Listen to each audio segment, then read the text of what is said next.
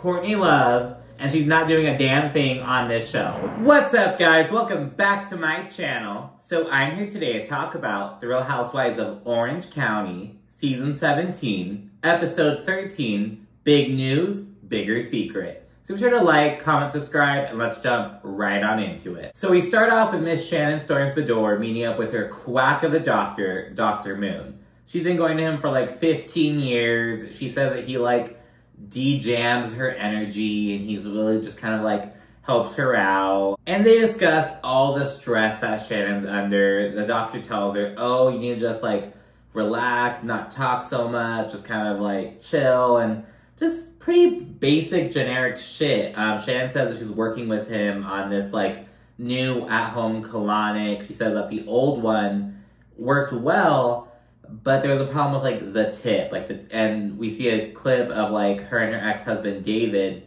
She was like, oh, like you helped me, like you looked at my butt to see if the tip was up there, like something like that. And it's like, okay, like why would you have a colonic with a tip that comes off? Like that just sounds like poor planning. So they're working on that. They also, something about like the way it fits on the toilet seat, some shit like that. And Shannon's like, oh, we're doing business. It's very important to me. You know, she's like, I'm taking the next step to grow and all this shit. And it's like, girl, like, are you kidding me? And she's talking like her kids' tuition. She's like, oh, all three of my kids are going to expensive schools and they live in expensive cities. We're learning that her twins, the ones who like just turned 18, they're in their senior year of high school. One's going to USC and the other one's going to Parsons. This is where Jenna Lyons went, actually. It's a fashion school in New York City. So I get with those two. Her oldest daughter, Sophie, she's going to a private school in Waco, Texas. So I get the private, it's Baylor. No, is it Baylor? I think it's Baylor. She's going there, and so yeah, I get the private school tuition out of state. It's like, girl, Waco, Texas there is no way in hell that rent in Waco, Texas is gonna compare to rent in Los Angeles and New York City, girl. Like, come on. I went to see Jen with her mother, who's visiting from Oklahoma. She knows that they're super close, but the mom added some distance after Jen's marriage hit the rocks. And Jen's mother makes everything about herself. So, like, they see the kind of chit-chat about Will, Jen's ex-husband that she's currently divorcing, so I guess her estranged husband. But, so yeah, she kind of chat about him, and Jen's kind of expressing how she feels bad about how it all went down. She's like, he didn't deserve to be hurt. And her mom's like, and I always remember what he said about me. The only reason I married your daughter was because of you. And she's like, you know, he didn't have a mother, blah, blah, blah. And it's like, girl, we're not talking about you and your fucking motherly relationship that you had with Will. Like, we're not talking about that. We're talking about Jen. And later on, Jen notes that, like, her mother is kind of like Tamara. She kind of reminds her of Tamara. And I see it because she's a fucking self-absorbed ass bitch. And it's like, I don't know, it's like they're supposedly best friends, yet, like, when Jen needed her the most, that's when her mother backed up the most. You know what I mean? And it's like, how do you do that? But Jen is so fucking forgiving. She has a heart of gold. She's sitting here, like, I'm like, no, I would be upset. Like, to be honest, like, I don't know. And, you know, Jen acknowledges where she's from. Divorce is so taboo, blah, blah, blah, blah, blah, blah. And it's just like, oh my god. And then also, like, you know, circumstances behind it didn't help. You know, I mean, I'm pretty sure she was like, I can't believe my daughter was unfaithful. Then. All this shit. And just like, Jen's mom, she just keeps making shit about herself. She does it again later on. And again, Jen gets emotional. Her mother tells her, you know, you can't pretend to be happy, Jennifer. So that kind of shows where her mom's stance is. You know, like, you can't pretend to be happy, girl. She feels like, she suggests that it seems like Jen's trying to slap a smile on her face. Jen notes that her mother and Ryan haven't met yet because her mom isn't ready. Her family also says that, like, they're starting to see the old Jen start to come out again, like the Jen she was before she got married. And they're like, who's this guy who's bringing this old Jen out? And it's like, what? It just really speaks to, like, the traditional, the patriarchal aspect of her family, you know what I mean? Like, oh, like, you're such a different person before you got married, and now you're being that person again. But you're a mother, you have 5 children, why are you being that? And it's just like, I don't really see that stance. Nonetheless, though, Jen says she really wants her mother to meet Ryan and just give her, like, personal take on him. To really have someone who she knows and loves meet him. And you know, give their approval, basically. So they chat about that, and then we see Heather's Fireside event. She mentioned it in the last episode. She's launching the first lifestyle network on the platform. It's called the HD Network, and she's like, now it's not the OWN network, but it's the HD Network. Living your life in high definition. And she said that the show possibilities are endless, and I'm like, well, Heather, I don't think they're that endless. I'm sure they're all gonna be the same kind of snooty-ass vibe. HD, the Heather Dubrow, blah, blah, blah, blah, blah, blah. So yeah, that's her whole vibe. People begin rolling in, and again, we see a mixture of cast stars and people who aren't affiliated with the show, people who Heather just invited. That's how it has to be. That's how Heather Gay on Salt Lake City did it. She had this little fucking New Beginnings party. She invited the whole cast and had other bitches there too. Like, that's how you throw a party. Yet Shannon's over here having a conniption over like, oh my gosh, I'm throwing this important ass tequila party, but I only invited the cast and now they're not coming because they're mad at me. Oh my god, my party is ruined. Because she didn't fucking invite other people. And she just did it at a really small venue. Like, why couldn't you do it somewhere larger? So I don't know, it just really shows the importance of like, girl, like, yes, you invite your castmates, but you also invite your, if it's an important event, you know what I mean? Like, the fucking pumpkin carving thing that Taylor did, pure cast. Because that's not important. This Fireside event is important, so there's other bitches here. You know what I mean?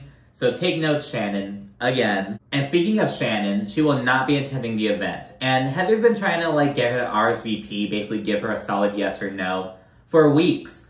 But Shannon's been kind of dodging the question. Like, oh, I don't know, I'm supposed to go to Texas, see my daughter, but I'm not sure if I'm gonna go. And the day of the event, in fact, only 20 minutes prior, that's when Shannon let her know, hey, I'm not gonna make it, I'm not feeling well. So Heather's kind of annoyed. While she's chatting, she tells the ladies that this event is really important to her, and she kind of goes off to some other hostly duties. Emily, who is self-admittedly drinking way too much, she like keeps remarking that she has to slow down. She has like 5 champagne glasses right there. She says she's kind of annoyed with Heather right now because it turns out Heather allegedly told Emily that back at BravoCon, Shannon was shit-talking both Emily and Gina. So Emily, naturally, was like, well, what did she say? But Heather was like, no, it's in the vault. It's in the vault. So Emily's like, well, bitch, why are you even saying anything if you're not going to tell me the full story? You're just starting shit. So Emily's kind of annoyed with her and that she's drinking, just kind of coming out a bit more. So Emily was amazing this episode. Now, she kind of sparked some mixed reactions. Some people were like, I've enjoyed Emily so far this season, but after her conduct at that party, I'm just over her. I can't stand her. However, others, like myself, just saying, I loved it. Emily was being so fucking funny. I love when drunk Emily comes out. She's just so fucking funny, to be honest. But before we see that, we see Heather and Terry off on the side mentioning how, like, the sale of their house is finalized, it closed, all that shit. So they're super excited, but they're still not telling anyone else. They all then head inside, which is beautifully decorated. Gina, Tamara, they're all like, wow, like, this is beautiful. This is totally Heather Dubrow's vibe. Heather then discusses all the possibilities within Fireside, and Tamara's asking, like, 20 questions. She's like, how does it work? Blah, blah, blah. Because I guess it's like, Heather describes it to, she compares it to like a Peloton class. She's like, so it'll be done live, but it will live on the platform, like a Peloton class. She compares it to that.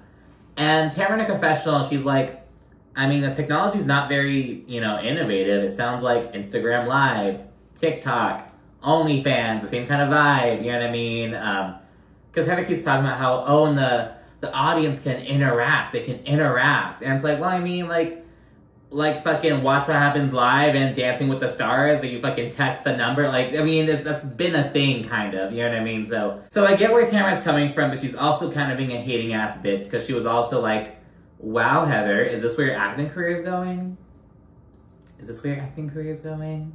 I'm like, well, Tamara, like, where's your overall career going? Like, you just came out to Housewives, your gym closed down, you keep bitching about your husband, you're not sharing anything about your life. What are you doing, girl? Just being a hater for no reason. Right then and there at the table, they also planned an impromptu Mexico trip. While they were kind of trying to decide where to go, Emily was like, let's go somewhere with shots. And Tamara goes, oh, we can only do shots in Mexico. So they're planning to go to the Riviera Maya, I believe Playa del Carmen specifically. So they're planning to go there, and it's like, didn't they just go there last season? And on the upcoming season of Miami, we're gonna see them go to Mexico City for Pride.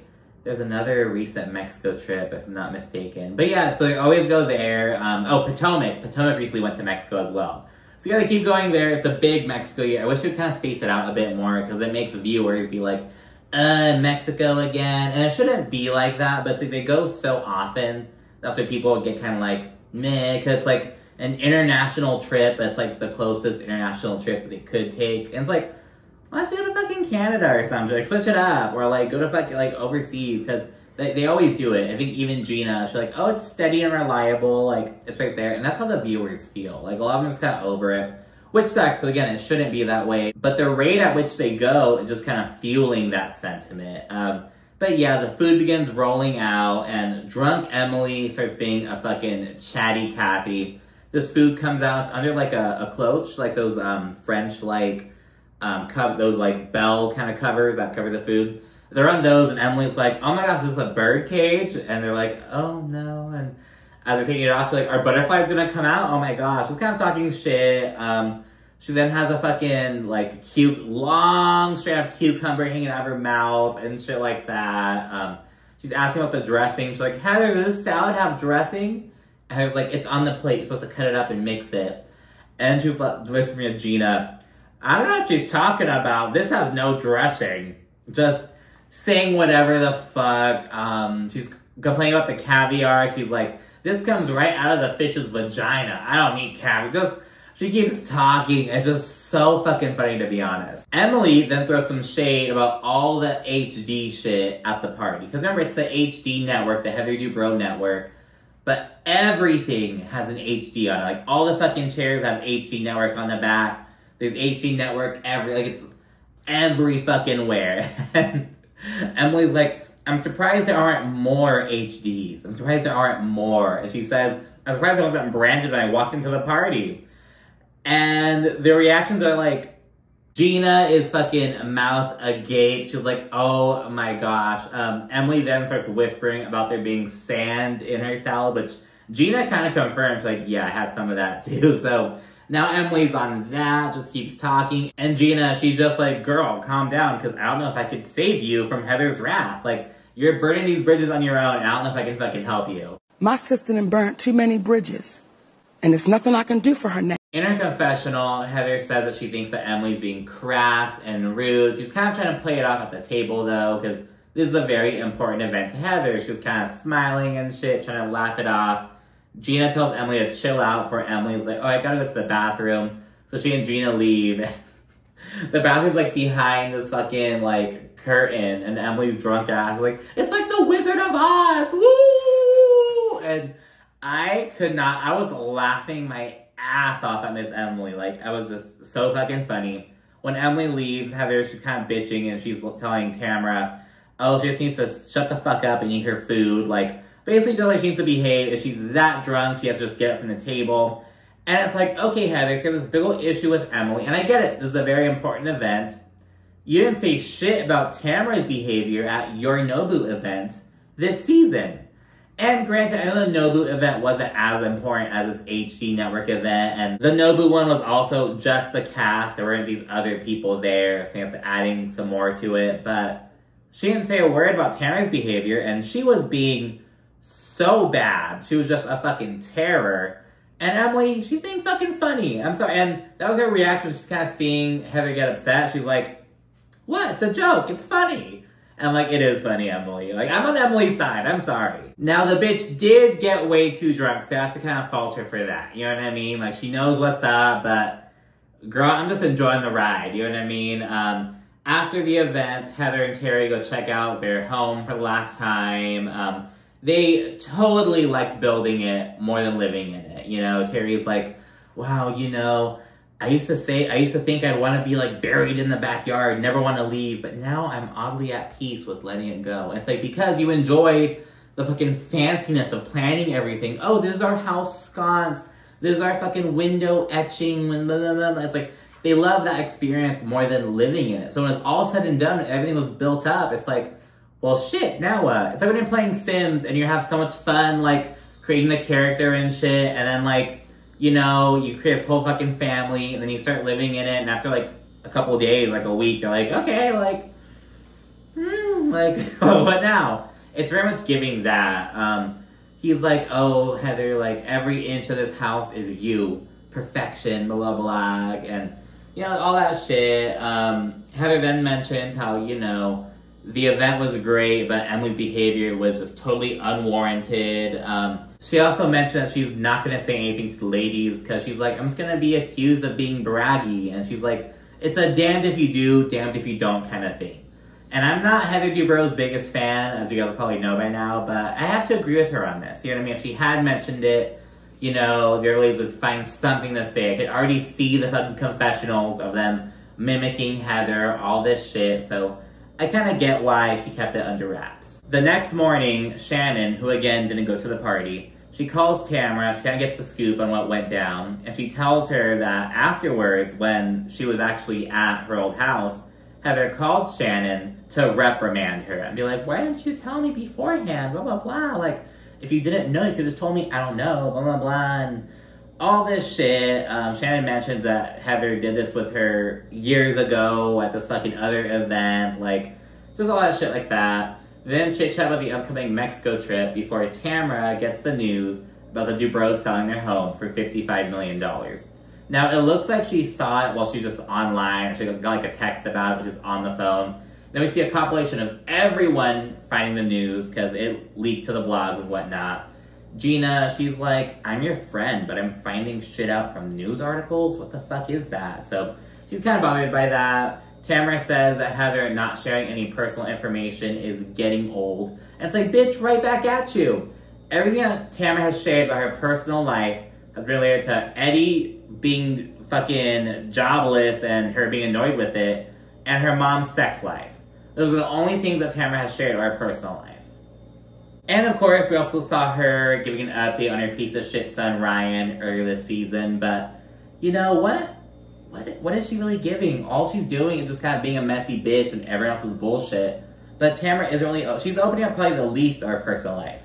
To be honest, when you take a step back and look at what everyone's sharing about their personal life, now Shannon's not sharing a whole lot, but she has a lot on the table. You know what I mean? So I'll give her that. But, you know, Tamara's not really giving us a whole lot from her personal life. So what are you sharing, Miss Tamara Judge? We then see Jen taking her mother out to meet Ryan. He was dressed like a complete douchebag again, per usual, remaining consistent. She says that her mom knows about Ryan's past. She's really open with her. But she doesn't really, you know, harp because of Jen's personal approach. Like, the mom's like, well, you know, do you think he's gonna do you the same way? Think he's gonna be unfaithful to you? And Jen's like, no, I don't. I trust him. And the mom's like, okay. And it's hard. It is so fucking difficult, but I think that's what parents have to fucking do sometimes.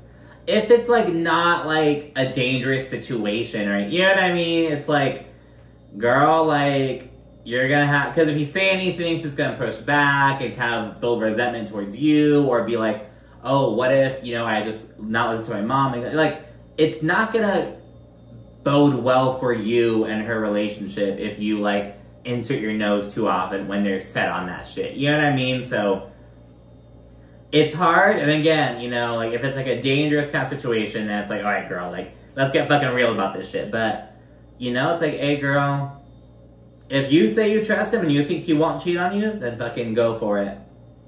You know what I mean? And it's, so I will say that I find it refreshing that her mother is taking that approach, because I didn't think that she'd be like that. I thought her mother would just be here talking all this fucking shit. And granted, maybe she's the type to talk shit behind Jen's back to her other family members, like to Jen's aunts and shit like that, but I mean, I don't know, but so yeah, there's that. While they're sitting down, Ryan puts it all on the table. He's like, you know, I've been unfaithful in the past, you know, my ex-wife, I met her when I was 13 years old. We got divorced when I was 40. He says he didn't like how he conducted himself towards the end of their marriage. It wasn't fair to their children.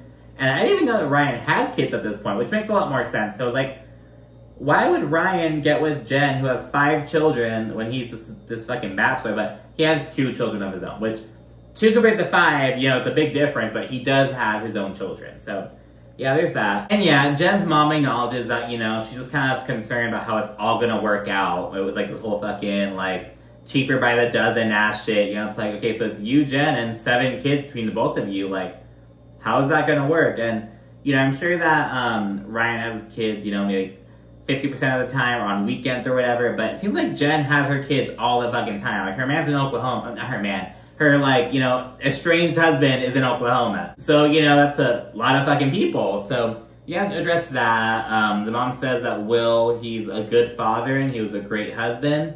And Jen's like, he was a good dad. She kind of pushes back against the good husband thing. But, you know, her mom's like, no, he was a good husband. I'm like, why are you telling Jen, who was married to the fucker, if he was a good husband or not? But again, maybe to her traditionalist-ass mother, being a good husband is just, you know, being a hard worker, being respectful to the family, and, you know, not being a deadbeat, basically. You know, but all the other shit, you know, having an emotional connection, supporting your partner, that's not really the priority, you know, to be honest, from the traditional kind of stance. So, I don't know. But again, it speaks to how Jen's mother has to make shit about herself, has to be right about everything, stick her nose in this shit. But again, I will give her props for not, like, going in on Ryan and having this negative-ass sentiment, at least to his face. She may be a bitch behind closed doors, maybe, just talking shit at the side of her neck. I don't fucking know, but she's keeping it cordial in person. Ryan notes that he intends to get married to Jen. He's like, in a perfect world, you know, her divorce would be finalized and we could be engaged. He also says that, you know, this life with Jen and all her fucking kids is very fulfilling and just kind of opening up, basically. The mom says that Ryan has big shoes to fill, but she thinks he can do it. Jen, in her confessional, she kind of compares the whole situation to having a backpack full of bricks that, like, one by one is kind of lightening up. So it goes really well for her. You know what I mean? She's like, okay, I like this. It went well. Nothing bad was said, you know what I mean? So there's that. So I like to see that Jen feels like it's a literal weight off her shoulders. And right before ending, the cherry on top is that before dinner ends, Ryan mentions how Jen is, like, such a busybody. He's like, when are we just gonna relax? And her mom's like, we're just so different. You'd like me. I just love to hang out. Just again, inserting herself into everything. And it's like, it's not about you. Damn, girl. But anyways, Wednesday Lay's packing for the Mexico trip. We learned that Jen is the one who had to FaceTime Taylor and let her know about the party because Taylor wasn't at the Fireside Network thing. Heather didn't invite her. I'm assuming because of the shit back in Montana. I'm like, oh, Heather's still mad at Taylor, I guess. So yeah, she wasn't there. And Tamara, who was supposedly Taylor's friend, she didn't tell her. Jen had to be the one to fucking tell her. And, you know, Taylor's pissing me the fuck off. You know, the same people who are still shitting on Gina Kirschenheiter, like, after all these fucking years, the same old fucking shit, still saying the exact same shit. They're also the ones who are like, oh, Queen Taylor needs to come on full time. They even saying that Taylor needs to take Gina's spot. Girl, what is Taylor? Taylor is such a fucking minion. She has been shit on by Tamara so many times this season and hasn't uttered a single fucking word. And, you know, on Ultimate Girl Ship, she's acting all hard, being like, I'm a going on Brandy, blah, blah, blah, blah, blah. But she's being so spineless with Tamara. Taylor, you have to step it the fuck up. You have to fucking bring some beef. And I was hoping she'd fucking bring it at the reunion. But after the reunion, we see Tamara, Heather, and Taylor all out together and shit like that. So, really disappointing. Because again, it's like, well, shit. I guess the fucking Heather-Tamara shit didn't stick. I guess Taylor's still sitting here doing the same old shit. Everyone's saying, oh, and Taylor, she cut her hair and she's bringing a new her. And I'm like, she looks like Courtney Love, and she's not doing a damn thing on this show. Like, what is going on? The women then arrive at Playa del Carmen, and in the van, the ladies say that there are only 3 rooms, so they're all gonna have to, like, share with one another. And Gina, Emily, and Heather are gonna all bunk together per Heather's request. Like, Heather was, like, the last one to pick and was like, can I stay with you guys, Gina and Emily? And so yeah, there are all these bitches being like, oh, like, we have Heather on this show, yet we also have Gina and Emily. Heather likes Gina and Emily. She wants to fucking hang out with them, at least right now. You know what I mean? But just the Heather Dubrow and Tamara Judge dick writing, and Taylor Armstrong dick writing, may I add, while just saying the same old shit about fucking Gina and Emily. It's just tired. And it's giving, I don't want to fucking see what's happening on the show in real fucking time. I just want to stick to the same narrative and just regurgitate what everyone's saying. It's giving pedestrian. So yeah, I was like, 3 rooms? Are you fucking kidding me? But it's actually 3 suites. So yeah, there's that. There are all these beautiful fucking suites. Gina's like, this place is bigger than my condo. So yeah, it's not as bad as they made it sound. Okay, rooms and suites are very different things. It's like a whole fucking, like a big old condo, basically. So yeah, there's that. Then all prep for dinner. We see how grateful Taylor is for Jen, you know, because they're bucking together. And Taylor's like, oh, I'm so glad that we're friends. And it's like, yeah, because Jen's probably the only friend that you actually really have on this show. Like, girl, Taylor thinks that she's so cool with Tamara. She's out hanging out with fucking Heather as well. Heather didn't even invite you to her fireside launch. And Tamara didn't even invite you to your fucking, to the trip. Jen had to invite you. You gotta wake up, Taylor. Like, you gotta wake the fuck up, bitch. So yeah, then they're at dinner on the beach and stuff. We learn that they're all kind of struggling with the elephant in the room, though. Heather's house sale. Tamara finally brings it up, and, you know, they're all like, we've all been reading about it, and you haven't said anything. And Heather's like, yeah, you know, I just feel like I couldn't really bring it up, because, you know, I feel like I'd be accused of being braggy, blah, blah, blah, and Gina's like, you know, I'm sorry that you really feel that way. And, you know, Heather adds that, you know, there's also an NDA, and she didn't want it to get out into the press. But Gina's like, but you're kind of saying that, you know, if you would have told one of us, it would have gotten out to the press. And Gina, are you saying that you wouldn't have talked about this with Emily if Heather had mentioned it to you? Really, Gina? And the whole NDA shit kind of confused me a little bit. Cause I'm like, okay, you signed an NDA, but you're talking about it on the show. But it doesn't really count because the show won't air until later on. But I was like, well, all the fucking camera people and all that shit. But I'm like, well, they probably sign NDAs to not share anything they learn on the show. You know what I mean? So, like the NDA trail probably, like, made it okay. But I was kind of confused by that. I'm like, well, if you sign an NDA, why are you talking about it? But at this point, the NDA's done, you know, but, you know, whatever. But yeah, I was all kind of talking about that. Shannon chimes in, and she's like, I just find it funny because I'm criticized for not sharing things about my personal life, but you're not doing it either. And Heather's like, I share plenty about my personal life. And with Shannon, it's not even, oh, you don't share anything about your personal life. It's that she shares shit behind closed doors, then wants people to act stupid in public. It's like, you know, it's 2 different fucking things. But, of course, fucking Shannon always play the victim. Oh, I just find it odd. Heather brings up that, oh, well, when I share stuff with you guys, I end up getting accused of staging paparazzi pictures, blah, blah, blah. Emily then joins the conversation, and Heather lasers in on her. And she's like, and you've been very unkind to me lately. Emily pushes back, though, and she's like, I feel like saying that I'm being unkind is a bit unfair. She's like, I just make jokes. But Heather's like, they're not jokes, they're actually just you being an asshole.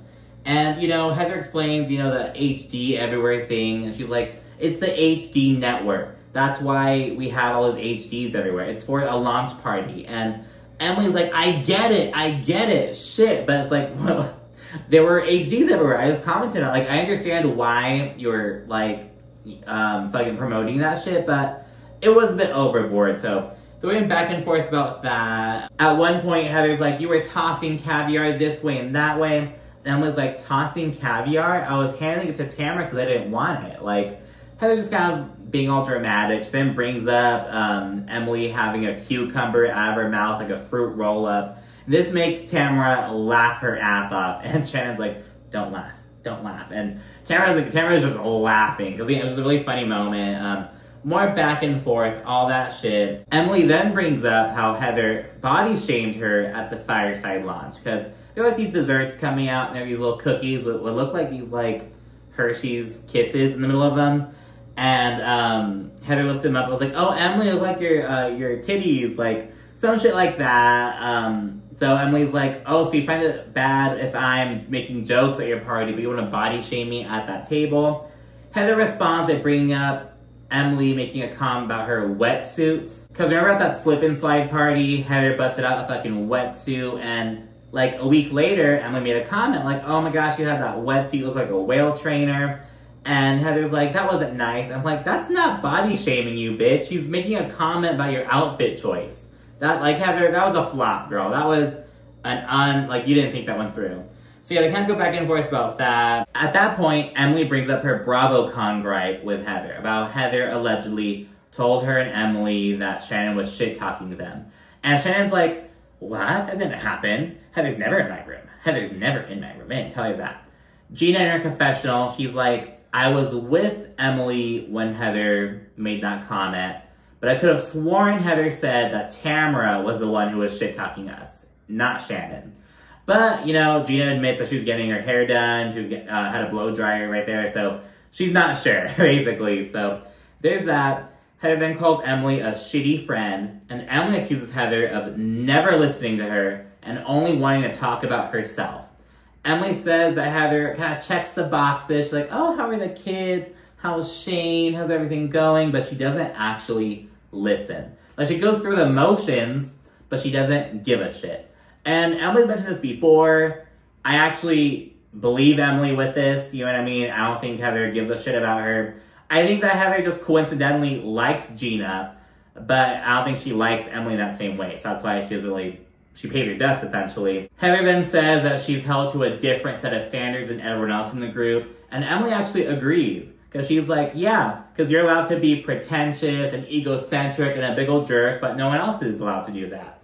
Heather then responds by being like, just because you say something emphatically doesn't make it true. And Emily, she's about to be like, and just because you do this with your fucking hand doesn't make it true either. This big old thing that's to be continued, and that's how the episode ends. So anyways, thank you so much for watching. Be sure to like, comment, subscribe, and stay tuned for more. Thanks again. Bye.